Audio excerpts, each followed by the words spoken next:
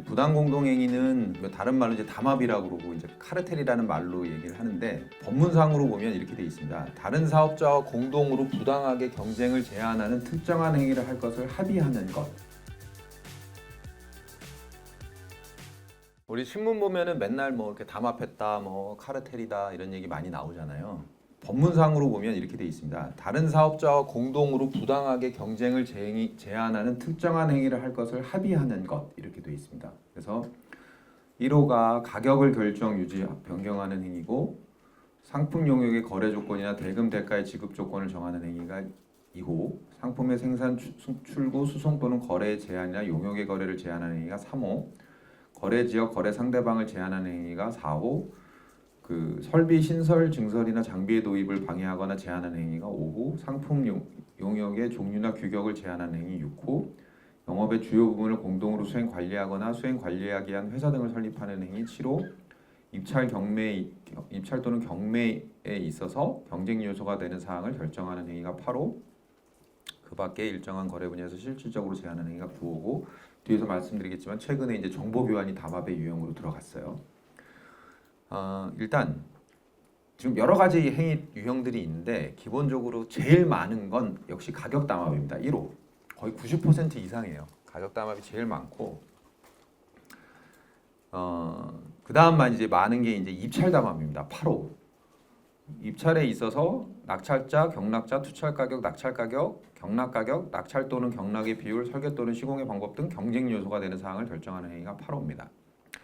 1호 가격 담합이 많고, 8호 입찰 담합이 많고, 그리고 여러 가지 담합 행위 유형이 있는데,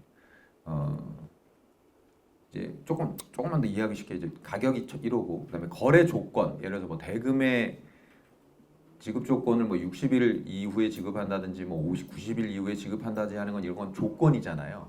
이런 것들 조건을 정하는 게 이제 2호가 될 수 있고, 상품을 얼만큼 생산할지, 또 거래량을 얼마나 할지, 이런 양을 합의하는 게 3호일 수 있고, 그 다음에 너는 예하고만 거래라는 형태로 합의하는 게 이제 4호고요. 그 다음에 이제 나머지 이제 행위 유형들이 있는 것인데, 나머지 행위 유형들은 사실은 담합에서 거의 잘 안 나타나긴 합니다. 근데 드물게 이제 규제가 되는 유형들이고, 그리고 이런 조문 체계 아래 놓여져 있다, 이렇게 보시면 될 것 같고요. 그다음에 이제 개념상으로 보면, 담합이 성립을 하려면 일단 첫 번째로는 둘 이상의 사업자가여야 합니다. 혼자 담합을 할 수는 없어요. 혼자. 그건 이제 자기 마음속으로 이제 생각하는 거지.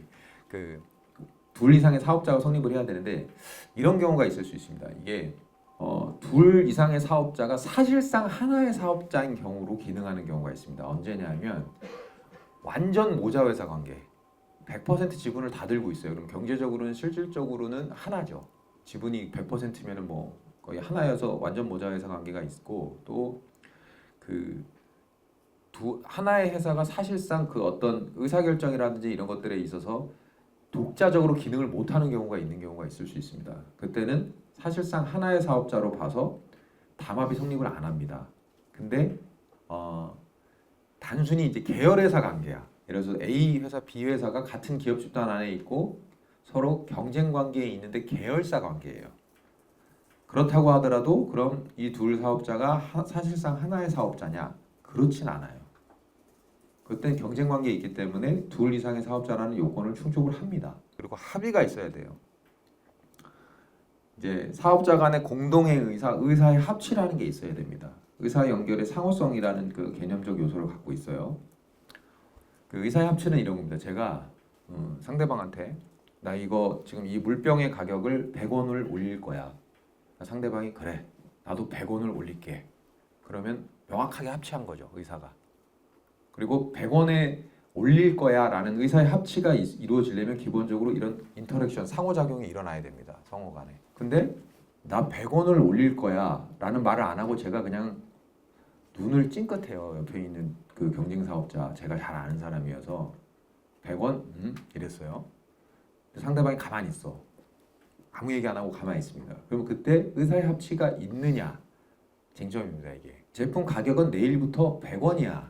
그랬더니 얘가 우리는 50원이야 라고 얘기합니다. 그래서 제가 내가 100원이라고 얘기했더니 얘가 50원이라고 얘기하네. 근데 정보를 교환합니다, 둘이. 지금 아까 의사의 합치랑은 조금 다르죠. 태양이. 아까는 나 올릴 거야, 너도 올려. 그래 나도 올릴게. 이게 합치고 나는 올릴 거야. 근데 얘가 나도 올리긴 해. 라는 정도로 얘기를 합니다. 합치가 있느냐? 모호합니다. 근데 정보는 교환이 됐어요. 그렇죠? 근데 또 나는 가만히 있는데 얘가 갑자기 나 50원 올릴래 라고 얘기합니다. 그래서 제가 돌아와서 B는 50원 올린답니다 라고 해요. 이거는 교환은 아닙니다. 수집이지. 그렇죠? 수집하는 거죠, 제가 그냥.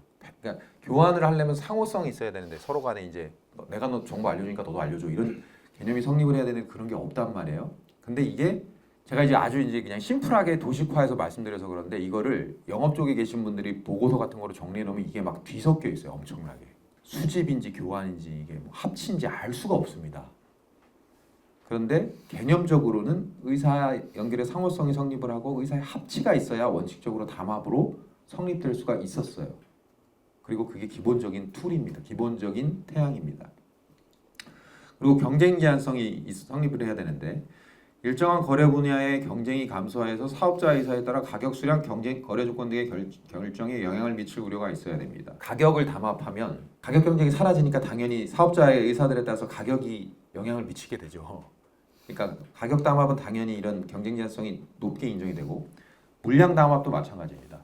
나 이만큼만 생산할게, 너도 그만큼만 생산해. 그럼 생산량이 어떻게 보면은 합의가 돼버리니까 생산량에 따른 가격 경쟁이 사라지게 됩니다. 물량 경쟁도 사라지게 되고 입찰 담합도 마찬가지죠. 이런 행위 태양들에서는 경쟁 제한성이 상대적으로 쉽게 인정이 됩니다. 그거를 경성 카르텔이라고 그래요. 개념 강학으로. 그래서 하드코어 카르텔이라는 표현을 씁니다. 근데 영업의 주요 부분을 공동으로 수행 관리하거나 수행 관리하기 위한 회사를 설립하는 행위. 이건 잘 모르겠죠. 이게 경쟁 제한 효과가 이게 있는 거야, 없는 거야. 이런 약간 따져봐야 되는 문제가 나타납니다. 왜냐하면 영업의 주요 부분을 공동으로 형성하게 되면 수행하게 되면 나타나는 효율성도 있어요. 중복 투자라든지 중복 비용을 방지하기 위해서 이런 행동을 할 수도 있습니다. 그럼 그때는 이게 경쟁 제한 효과가 있는 거야, 없는 거야 라고 해서 검토를 해야 되는 단계에 들어가요. 그걸 연성 공동행위라고 합니다. 그냥 직관적으로 봤을 때 이건 경쟁 효과가 있다 라고 느껴지는 게 경성이고 조금 더 자세히 따져봐야 되는 게 연성입니다. 연성은 이제 아까 이제 하드코어 카르텔이라고 발언해서 이제 소프트코어라고 얘기를 합니다. 그리고 담합을 하게 되면 이제 시정 조치를 부과받을 수가 있죠. 그 시정 조치는 행위 중지, 시정 명령을 받은 사실의 공표, 기타 시정 조치가 될 수 있고 법 위반 기간 중에 관련 매출액의 20% 이내에서 과징금이 부과될 수가 있습니다. 그러니까 담합을 5년 하면 이제 100%가 되기 때문에 거의 1년 농사를 헛진 것과 같은 결과가 초래될 수가 있습니다. 그래서 굉장히 큰 제재죠. 아직 담합은.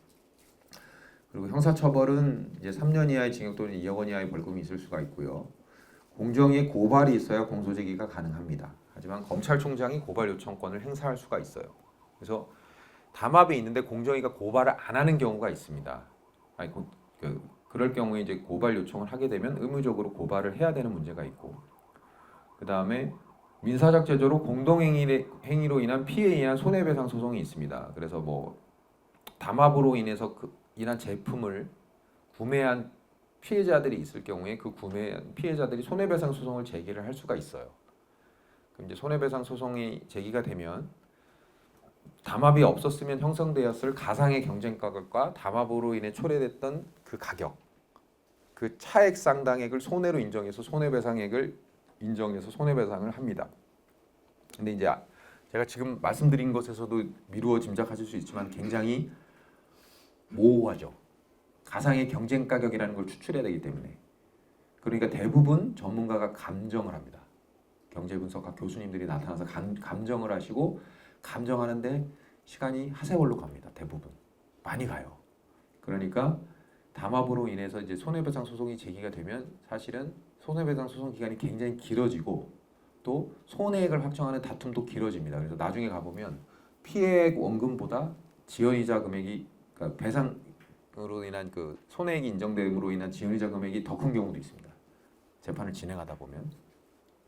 그리고 담합의 주도 여부에 따라서 6개월에서 2년 정도 사이에 입찰 참가 자격 제한 처분이 이루어질 수 있고 모든 공공기관 발주 입찰에 참여가 제한됩니다. 이게 좀 특징적인데 예를 들어서 그 조달청 국가계약법에 따른 조달청 입찰 발주 입찰에서 담합을 했어요. 그러면 그 뭐 국가계약법이라든지 아니면 그 뭐 지방자치 관련한 법률이라든지 이런 법률들을 통해 가지고 입찰 참가 자격 제한 조치가 이렇게 연쇄적으로 일어납니다. 그렇게 되게끔 규정이 짜여져 있어요. 그래서 모든 공공기관 발주 입찰에 참여가 제한될 수 있다라는 점이 문제가 됩니다.